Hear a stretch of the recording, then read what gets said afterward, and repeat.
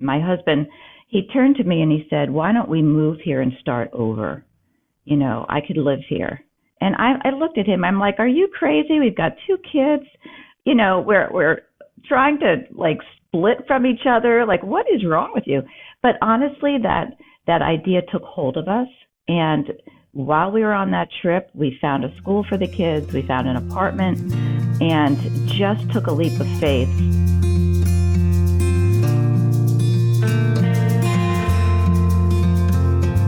Welcome to Zestful Aging, where I interview inspiring and influential guests who are making their mark on the world and contributing to the common good.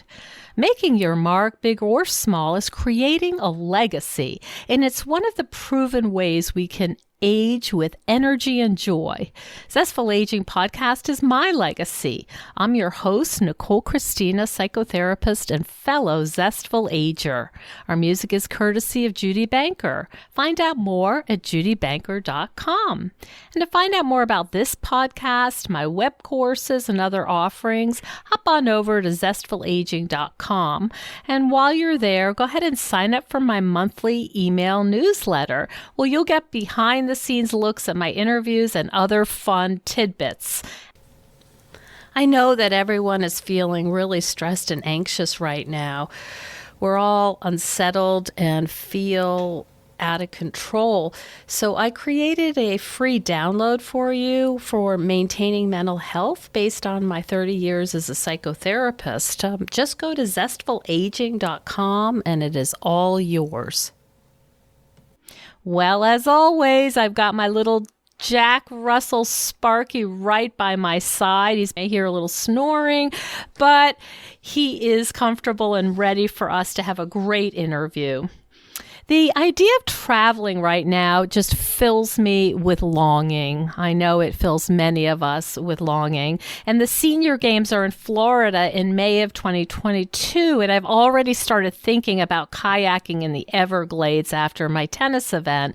Let's just say I've been on the Everglades National Park website more than a few times. And there are many kinds of travel, of course, and our guest today is going to talk with us about traveling with a goal, the goal of self-discovery. And this is especially relevant at midlife when we're trying to answer questions like, has my life had meaning, and what now? Susan Pohlman is a writer, filmmaker, and presenter, and the founder of the Phoenix Writers Network. Today, we're going to be discussing her latest travel memoir, A Time to Seek, Meaning, Purpose, and Spirituality at Midlife. Welcome to the show, Susan. Well, thank you, Nicole. It's so nice to be here today. I'm excited to share with your audience all about travel. I'm excited to hear more about it because I just finished your book, and now I want to go to Florence tomorrow. Although that is not possible. Who doesn't, right? Who doesn't? That's right. That's right. And I have some funny stories of my own that are not quite as spectacular as some of yours, but we'll get to those in a minute. So you went to Florence. You went to Florence several times, but the book is based around the time you went to Florence to move your college-age daughter in. But you also went to answer some questions about your own life. Can you tell us how this all started? Sure. Well, let me start at the very beginning here because there's a lot of backstory to this book, and it started when I was in my mid-40s. Something very peculiar happened with our family. So my husband and I were on a business trip over to Florence. We had never been to Italy before, and we were at a crossroads in our marriage. And while we were there, honestly, we were entertaining 40 clients. We were there 4 days, and we were so moved by Italy, by the experience of Florence, and then in Liguria, which is a beautiful area anchored by Genoa on the Mediterranean.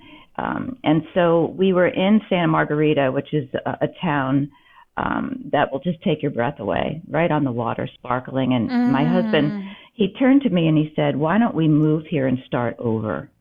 I could live here." And I looked at him. I'm like, "Are you crazy? We've got 2 kids. We're trying to like split from each other. Like, what is wrong with you?" But honestly, that idea took hold of us.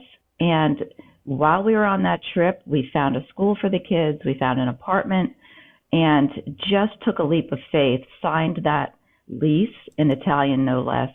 Went home, quit our job, sold our house. It was like a shocking moment in our lives that we decided to make this left turn and try to find our way back to each other, So that's actually the story of our first book. But what that experience taught me, we were there for a year, and I was able to separate myself from my life in America, step out of that bubble, that everyday, very busy bubble that we're in.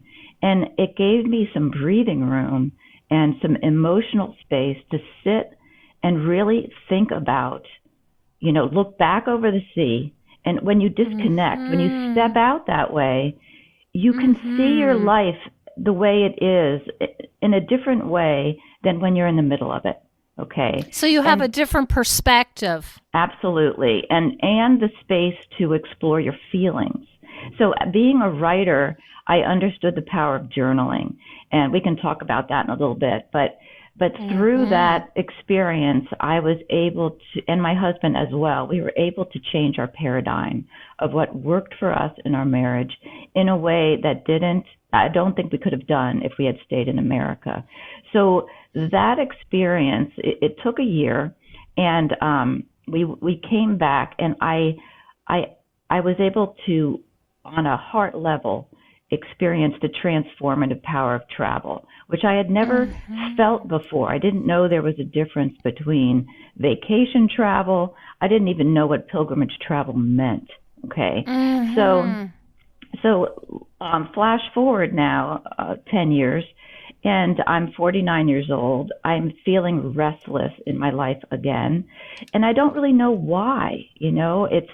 I had everything material that I would ever want: a beautiful family, nice house, nice life in Phoenix, but I was restless. And so my husband gifted me with an airline ticket, just surprisingly, on Christmas, and said, "Hey, why don't you just go and help Katie, our daughter, settle in?" She was going over for a semester abroad. And of course, to the dismay of my daughter, who the last thing she wanted was her mother tagging along. You describe that scene so well in the book. You look at each other and she's got this like blank look, like, "Oh no, that's not going to work for me." Yeah, like, oh my God, horrors. But, we have a close relationship, so we worked it out. And I just said, "You know what, basically I'm going to help you settle in, and then I'm going to disappear. Maybe I'll fit you in for a dinner." But I knew that I could use that time to kind of revisit that process. And I didn't think I was going to be writing a book at all. I just went over there and just let the trip happen. And I journaled, and I went back into that transformative mode, which I'll explain in a little bit. And I was able to come to peace with many things in the first half of my life. And I was then able to imagine new types of going forward.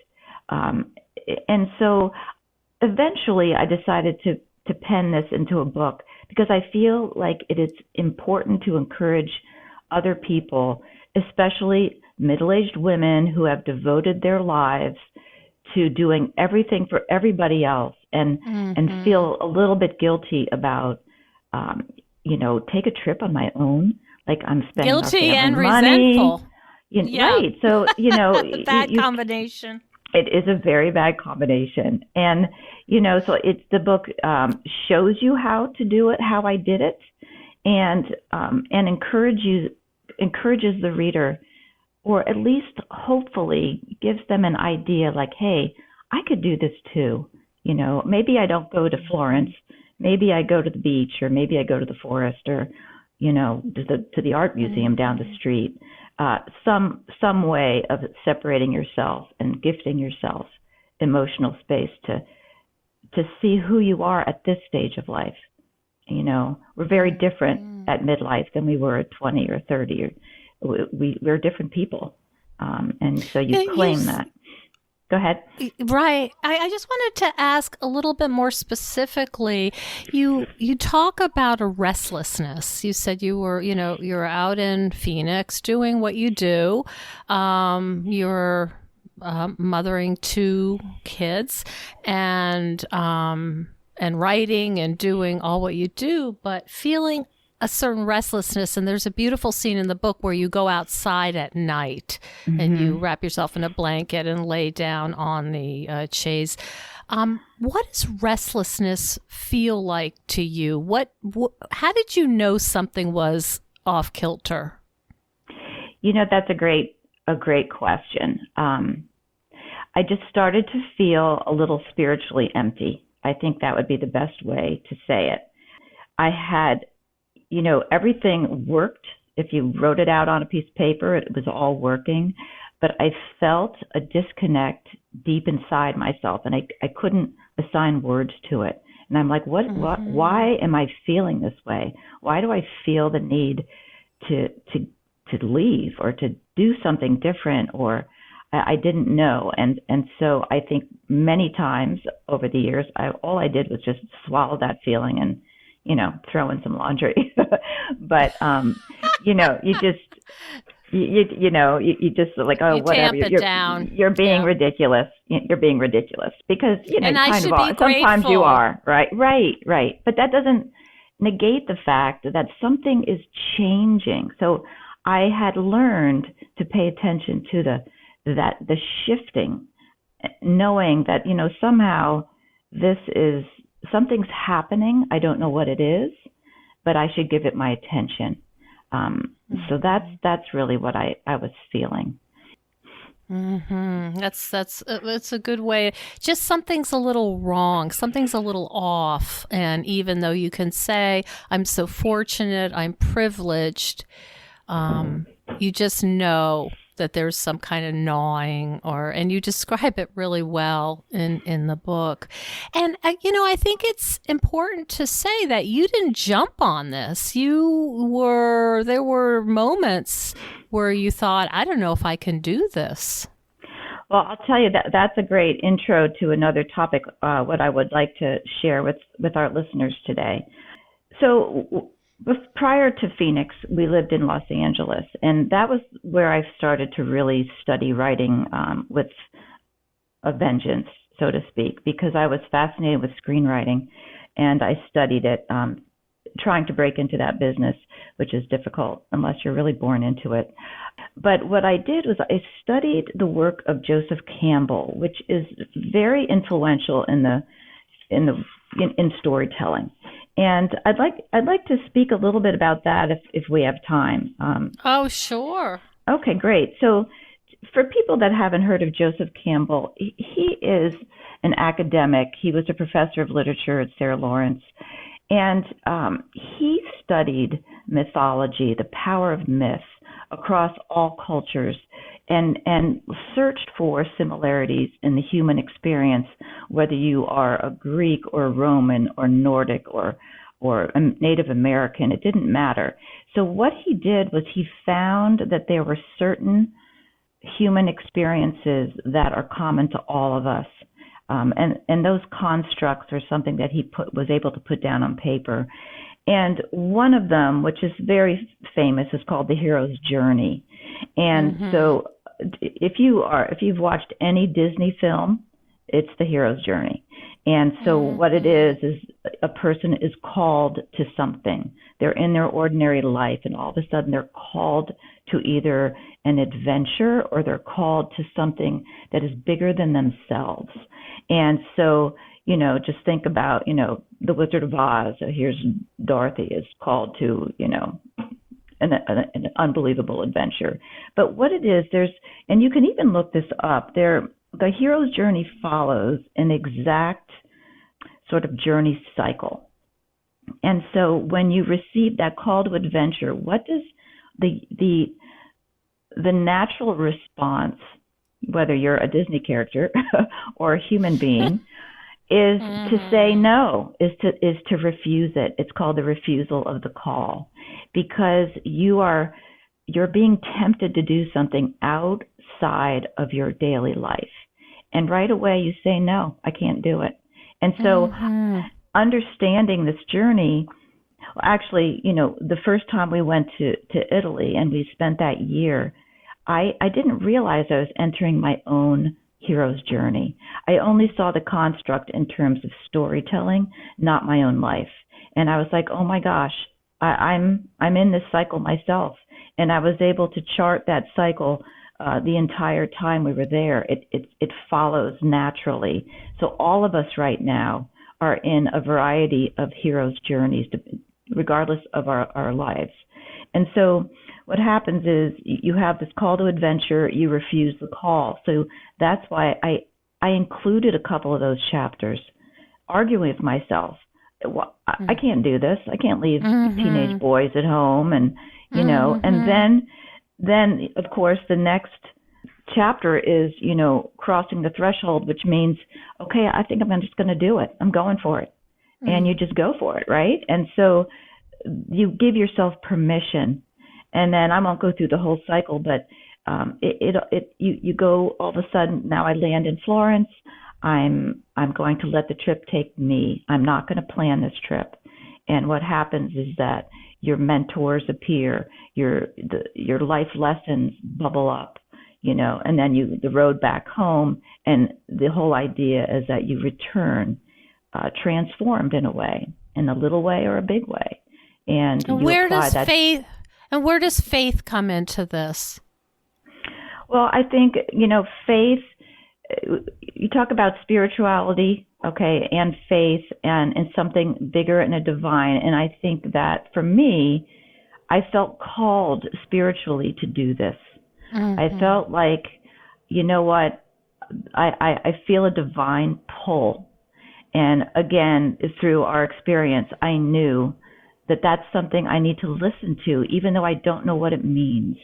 Because, going back to the first time, we just pulled the plug and moved there. That was a spiritual decision. I felt a divine pull to do it, even though it was against all logic. And so now I'm more relaxed with that feeling of, okay, you know what? I need to explore this. I feel like there's something waiting for me to learn, and I'm going to go do it. What does a divine pull feel like? How does one experience that? I think that if you're a spiritual person, all human beings are spiritual, regardless of religion, okay? And I think that we all feel a pull towards the spiritual. Whether we pay attention to it or not is another story. Whether you give it credence might be, based on your history with religion or your history with seeking. Some people are natural seekers, and some come to seeking later in life, which I think is wonderful, because journeying inward is a big part of finding happiness.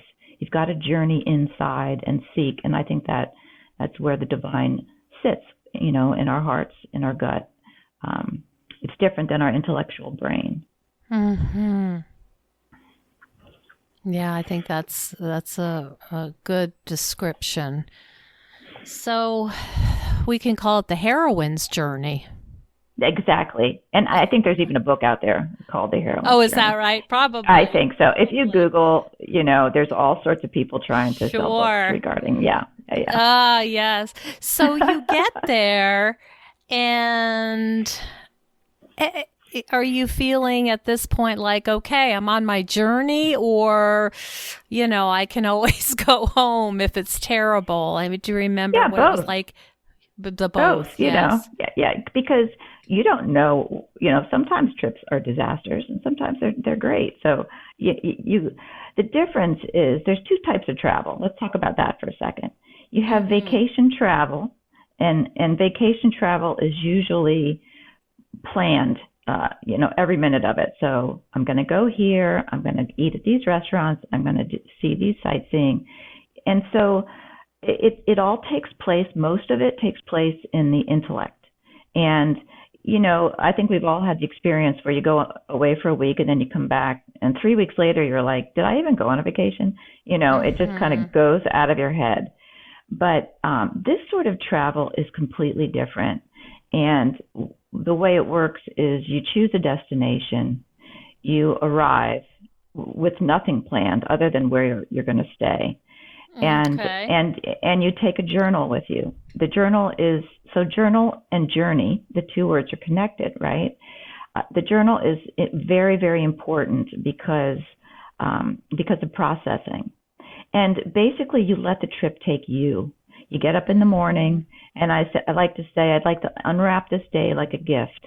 And it involves wandering. So you wander through your days, but you're not just wandering aimlessly. You're wandering with the eyes of an artist. You're noticing things. And you start to ask yourself, to what am I naturally drawn? And you might have a conversation, a happenstance with someone that's very serendipitous, or you might see something that speaks to you, or you sit down and assign words to your feelings. And you just write. You just write with abandon. And the act of writing, journaling, is, if you could think of it as sort of a key, and it unlocks your subconscious. So you have your conscious mind and you have your subconscious. And your subconscious is what keeps the real you. It's who you are. It's your real feelings about things. It's your yearnings. It's all of those things that we keep locked away in private. And we're so used to keeping that locked. But when you travel with intention, when you journey and you let the trip speak to you, and you sit down to assign words to it, you surprise yourself, because all of these feelings, they start bubbling up. Here they come. And the hard part is that sometimes things bubble up that are very inconvenient, or you're finally like admitting something that you were afraid to admit. And that is powerful on the page, and it changes you. So you have to be willing to go deep. And then it doesn't necessarily mean that your whole life changes, but you may be able to start making compromises, or, shaping your life in a new way that addresses your yearnings. Maybe you're done with your career. You just can't do it one more day. But changing your career affects your whole family. And so you've got to sort that out for yourself. And when you do it on paper, it starts to become real. You can't lie to yourself when you assign words, because you can feel yourself lying on the page. You risk honesty in a journal, and it's a powerful experience, and it's fun. I mean, this kind of travel is fun because serendipity is delightful. And who doesn't want delightful moments in your life, right? When you happen upon something, or a view, or thing, you turn a corner and something takes your breath away. When's the last time that happened to you, right? And I think that's why people start to become addicted to travel, because it introduces yourself to yourself. It reminds you who you are as you interact with new landscapes. Maybe you realize you're afraid of something that you weren't afraid of before, or, whatever it is. It helps you to process, who am I now? What is important to be now? What do I need to leave behind now and stop ruminating about? What works so for real me going openness forward. You're really saying an openness to let things bubble up, and to Correct. okay. Hi there. Spring has definitely sprung, and I'm seeing little purple crocuses popping up in my neighborhood. And to celebrate the season, I'm taking $20 off of my popular Zestful Aging web course. You will learn the tried and true ways to add zest and vitality to your life, and it comes with a booklet I made just for the course. It's all based on science and my 30 years as a psychotherapist. So hop on over to zestfulaging.com for more information and use the code SPRING2021. You will get $20 off the course, and it is going to be a great way to start the season. Now back to the show. And this is maybe I don't know, too technical, but it feels like having your phone at your hip when you're sitting down and having an espresso or, a gelato or all those beautiful things. That's not part of this. Having your Facebook open, having your phone constantly part of this part of your day. No, I mean, clearly that's not going to help you, okay? Because you don't want you're working on you, okay? And you're giving yourself a break from social media, which is draining and often toxic. And, you can go back to your life next week and do it all you want. But the whole idea is to gift yourself this peaceful, beautiful time to enjoy another location, to open yourself to new possibilities in life. And let me just add one other thing too here, because I'm thinking about it. What was making me restless too was that culturally we are given prescriptions on how to live our life. Meaning, you go to school, you go to high school, you go to college, you start your career, you maybe get married, you maybe have a family, your kids grow up. Okay, now let's say you're 50. There's no social prescription going forward. And so it's like you're standing on a cliff. So no one tells you what to do next. Culture doesn't instruct you. And you can do anything. And that's a really scary feeling. I'm so glad you said that, because what I think about in my experience too, traveling alone, is that you can go between exhilaration and like terror of I could basically die in this little hotel and no one would know. Yeah. And I remember times traveling in Germany and Austria, and even just going to Salzburg by myself, which doesn't seem like a big deal. I mean, it's very touristy, but I remember finding little nooks and crannies like you did. I'm very drawn to cemeteries and the art of cemeteries. And so there were times when it felt absolutely like so enlivening. And then walking around and you go for a lunch and everybody else is coupled up. And then you're just sitting there by yourself. And sometimes it feels really uncomfortable. Of course it does, because you're sitting there by yourself, right? And I think part of it is to allow yourself to be uncomfortable. It's not going to, 99.9% of the time, it's not going to hurt you. And so, but also at the same time, as a woman, you want to pay attention to those uncomfortable feelings, because sometimes that's intuition telling you that you're not in a safe place. Yes. But I think, you plan out your trip so you're safe, and there will be uncomfortable times, but that's where growth happens, when you get out of your comfort zone. And growth spurts sometimes hurt because you're learning and you're stretching, and it's not comfortable for everyone, So To know that going in, it's not going to Mm-hmm. be one glorious moment of self-awareness after No, another. There will be no. times when you're like, oh, I wonder what's happening home, and is my kid getting off to his whatever he's doing? Is Yeah. he, finding enough to eat, whatever? But that there are times that feel, I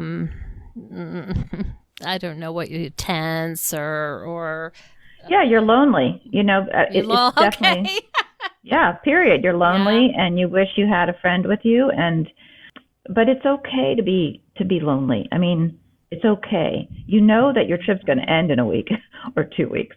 So it's not forever, and so to try to just refocus yourself and take a deep breath and have a glass of wine or get some gelato or do Mm-hmm. something, catch up on your sleep, and just drink in your surroundings, take a yoga class, whatever. You just fill your days with what you want to do, you Mm-hmm. know. And sometimes we're so used to doing what other people want to do that we don't know what we want to do.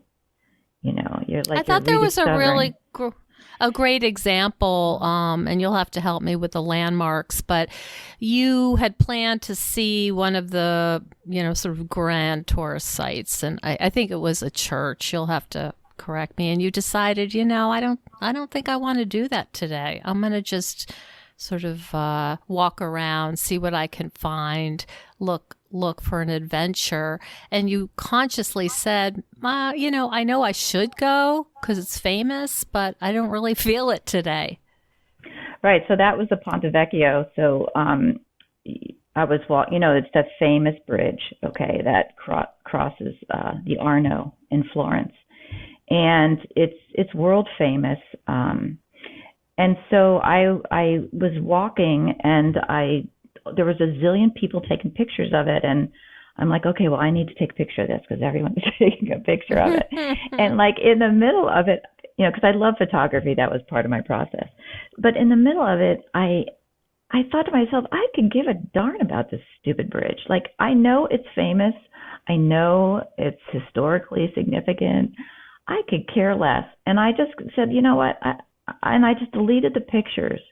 And that's a small moment. I'm just like, I'm not going to do, going forward, I'm going to do what is meaningful to me, not because it's meaningful to everybody else standing around me. Again, a tiny Mm-hmm. little triumph, but it was a Mm-hmm. turning point for me. And so that's when I ended up like walking across the Arno and up to the Michelangelo, the Piazza di Michelangelo, which is a magnificent piazza way up on the top of a mountain. And from there, you overlook the entire expanse of Florence, and it takes your breath away. And I had no idea that it would take my breath away. That was another one of those serendipitous moments. I was like, holy smokes! Now this speaks to me. The bridge did not speak to me. Mm-hmm. So that sort of thing. Mm-hmm. Yeah, that's so important. I mean, I was struck by that because I thought, this is where you're really doing it differently, and you're not checking boxes of, oh, I need to see this and this and this and this, and just to say I did it. You were really using your own filter, I guess, to say, is this doing it for me? No, it's not. Let me try something else. Right, right. And again, I said tiny victory, but it was my tiny victory, and I still think of that moment, today. Like, do I really want to do this just because, 10 of my girlfriends want to do it? No, not really. I'm Mm-hmm. not going. And do you still see, now that you're back home, and we're still in COVID, do you see during your day moments that you can relate back to this pilgrimage journey and say, oh yeah, I learned that on my special trip? Yeah, I think so and to be honest, on that trip, I recommitted myself to a career of writing, and which changed my whole trajectory. So I'd have to say, yeah, every day I think of that because that's when I did it. Because I was at a crossroads too. I mean, being a writer, it's just almost impossible to make a living. And you Mm-hmm. might write a couple of books that are wonderful, but again, are you really making any money? And so I had to decide, do I keep following that, which the spiritual part of me absolutely wanted to do that. And then the intellectual part of me is like, I need to contribute to my family. I need to make money. It's just not feasible, right? But I was able to reimagine, okay, well, I can continue writing, but now I can also go back to school and get my editing degree. So now I'm an editor. I can also learn book coaching, which I also do now. And I can hold workshops and retreats, which I also do. So those support the business model, but I'm still following that divine pull toward the creative, which I was denying myself.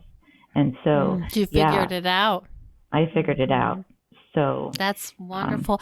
And when you came back from this trip, did you feel like you wanted to share these transformations, or is this feel more like a private experience where it was something so deeply personal and profound? It was something you wanted to keep to yourself? Well, I felt, first of all, it was a week or so, and you need time to percolate and to process really, what just happened there. It's not like this automatic bing, I'm different.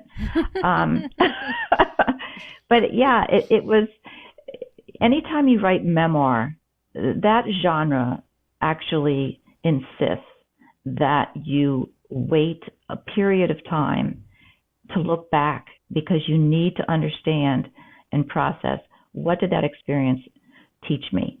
And is it lasting? And does it warrant writing it in a book? Okay, so most memoirs look back. And so I spent a long time just processing it myself. Obviously, things that affected the family, I discussed with my husband, of course. But some of the more deep private things, grieving about losing parents or losing friends, there's some, pretty deep feelings that you have that I did not share until I wrote the book. So I felt like, you know what, if I'm going to write this, I need to write the real experience and go deep and share my feelings. Yeah, because the whole point of memoir is to chew on, what does it mean to be human? The highs and the lows. And so I think people read memoir because you see yourself in there, and it helps you process your feelings or your particular journey. Memoirs are all about the hero's journey. Somebody was called to something. A lot of times you're called to something that you don't want. I don't want illness. I don't want divorce. I don't want bankruptcy. I don't want someone in my life to die. But that's as much of a call to a journey as, hey, here's a plane ticket to Florence. Go have fun. It's just, it follows the same trajectory.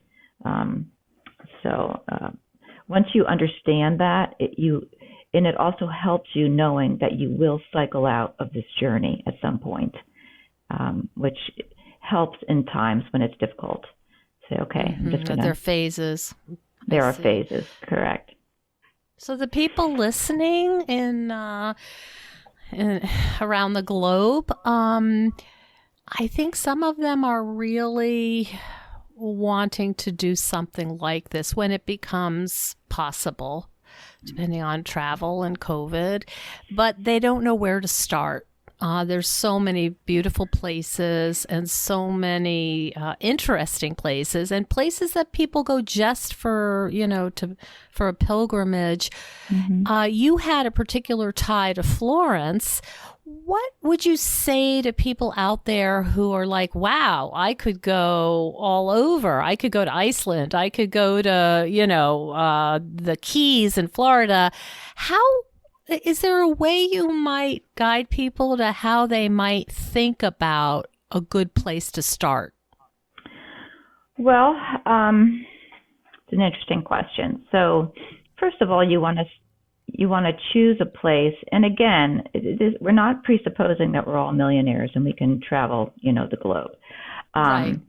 But you choose places that speak to the human soul. Okay, so Florence, of course, the seat of the Renaissance. Obviously you're traveling right to the heart of that. And what my time there, I chose to spend time in museums, around art. I chose to spend time in various churches just to sit in a place of spirit. And I chose beautiful vistas. So places that open the human heart, I think, are important. And so I think in choosing where you go, you want to have a mixture of things. If it's so busy and loud and nightclubs and all that kind of jazz, I think it would be distracting. Mm-hmm. So you want to choose places that you will enjoy, but also that will open you in a deeper way. And that again doesn't mean you have to travel the globe. You can go sit in the park and just commit to, okay, I'm going to sit in the park every Saturday for 2 months and I'm going to journal. I'm going to be, nature opens us and relaxes us and reminds us that we are part of a bigger universe, which I think is important.